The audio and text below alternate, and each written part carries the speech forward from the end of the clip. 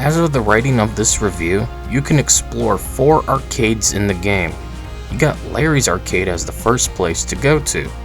Here you have a variety of arcade games like Skee Ball, Stack the Blocks, Coin Dozers, Claw games, and more. The place is a bit more old school, and I like that. They even have a live show of animatronics that comes on every now and then. TRL is awesome! I love Swing! TRL is top square and MTV is the best Swing! Woohoo! Awesome! Woohoo! I say the awesome and he doesn't wear a shirt and he gets all the chest and he's not sweating! I'm sweating! Woohoo! Woo! Alright guys, I'll see you later! Woo! Woohoo! To Grand Central Station! Woohoo! People call it Grand Central Station, but it's really Grand Central Terminal! It's awesome! Woohoo! But you may get sick of trying to get Ducko all day, so why not hit up the second arcade? This is the UFO Arcade, space themed with more to do. This one is more modern in the design. I enjoy trying to get all the cards to get Popcorn Pete here, as well as the ball drop and UFO light game thingy.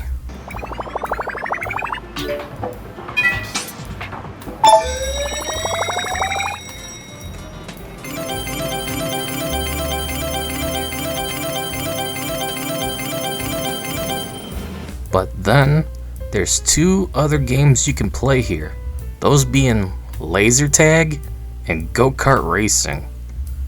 Well, the Go-Kart Racing leaves a lot to be desired. Honestly, it doesn't really make any sense and it controls pretty bad. I do enjoy the Lazer Tag most of all. It's basic and loads of fun, working with a team of bots, literally, to take down the red team. If you run out of lasers, you need to go back to base and recharge before storming the red base. The bots can put up a decent fight here, but they're not that hard. In fact, let's talk real quick about my real life experience with Lazer Tag. It's story time with Darkening Demise. Back in the day, my mother signed up for a contest or something, and she won. Then we were sent as a family to Honolulu, Hawaii. We got tickets to the Super Bowl and $1,000. I even got a copy of Backyard Sports Football for the PC. Oh, I hated the trip. Too hot, too sunny, too expensive, too much walking.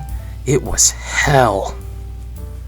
We went to the beach and I stayed out of the ocean, only going in ankle deep. No one better. We went to an aquarium and saw sharks and stuff.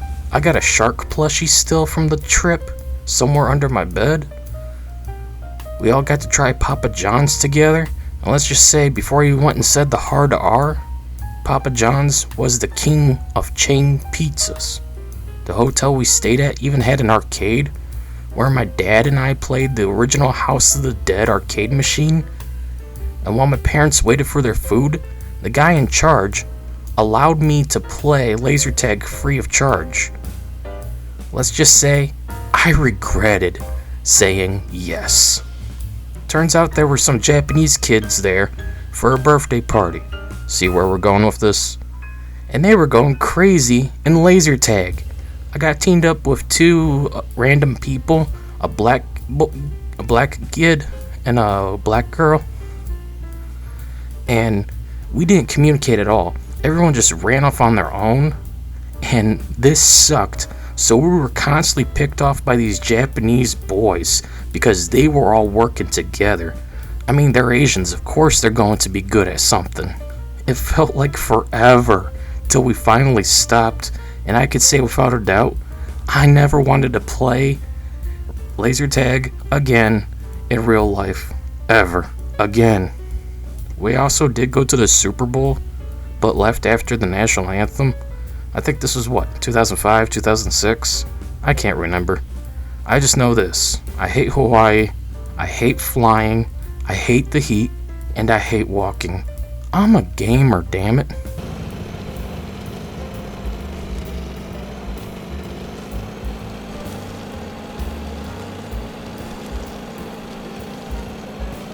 Please don't sue! The last arcade is pirate themed with putt-putt golf. Yeah, I'm not playing that.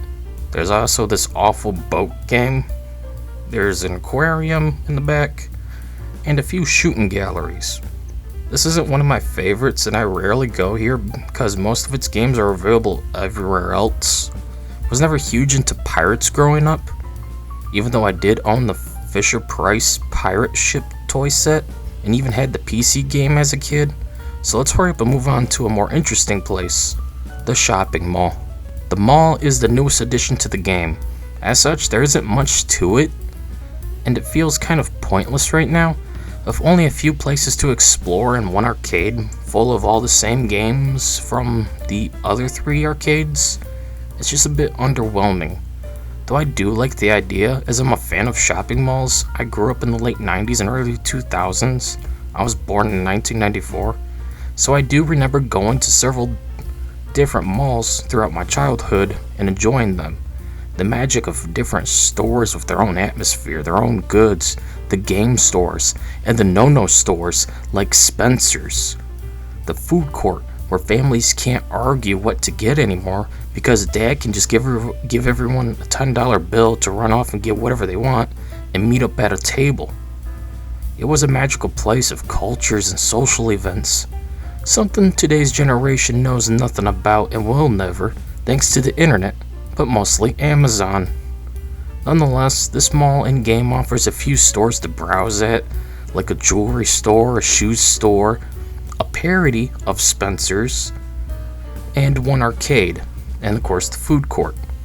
It's a nice addition, just needs some more fleshing out, and the developer is actually adding a functional movie theater to it eventually. So if you see this video in the future, no doubt it's already out. You can get a couple of jobs to make money in-game, if you don't want to dumpster dive of course, or sell off your prizes. Yeah, there's a few ways to make money, so we'll cover that real quick. The first thing is the arcades usually have money machines. Just go inside to try to grab some bills. If you're good enough, you can make well over $50 each time you play. Or you can gamble with lottery tickets at stores like the gas station. But that of course costs money, and it's not a good probability of winning anything. Kind of like the real thing. I never really do make it worthwhile whenever I try playing with the lottery tickets. But hey, it's an option. Then there's the selling of stuff. You can sell your used lottery tickets, prizes, and empty containers at the pawn shop. I do recommend you do some dumpster diving, as there's usually stuff around garbage cans and dumpsters to sell for quick cash. But hey, you also have 3 odd jobs to do as well, with newspaper delivery, where you must deliver newspapers across the island to designated mailboxes. But the physics in this game, I don't recommend it, as it's a pain to put a single paper in the box. But it's an option. You can babysit, to which I couldn't do anymore because I'm in birthday mode. So I guess it's a one and done job, but you just basically clean up after the robot baby, put them to sleep, and get paid. Then there's the worst job of the 3, lawn care. Yeah, you ever wanted to cut each individual blade of grass in a large yard, especially with it being night? No? Good, because I don't either. This one is just the worst, and it can take forever, even in the daytime, so I don't recommend it.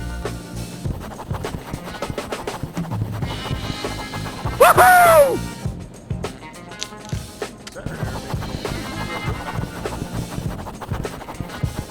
No! The last bit of stuff to talk about is the bus stop, limo rides, home, the atmosphere, and the carnival.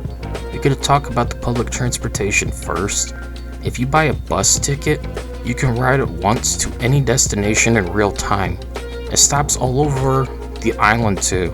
It's a neat immersive feature, but in birthday mode, you don't need this, as you can just fast travel with a limo instead that loves to leave in the style of Back to the Future. There's a place you can call home too, but I never go there as it's just for survival mode purposes. But we need to talk about the carnival. Oh boy, the carnival is in town. Thankfully, no hooks included. At the Carnival, you can ride various low-quality rides for a high price via ride admission tickets.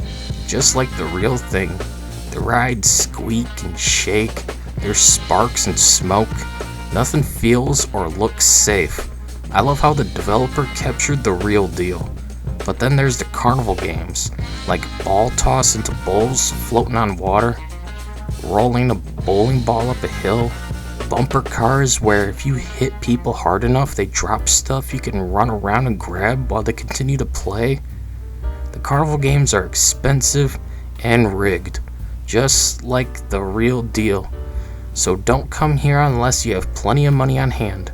Nonetheless, it's a nice place, especially at night with all the lights, riding the Ferris wheel, just relaxing, looking across the world map, and taking in the unique atmosphere of the game. It's a great escape from reality, playing the game in the dead of night, in the dark, with some headphones, just immersing yourself into a different world. The coin game offers a lot for such a small price.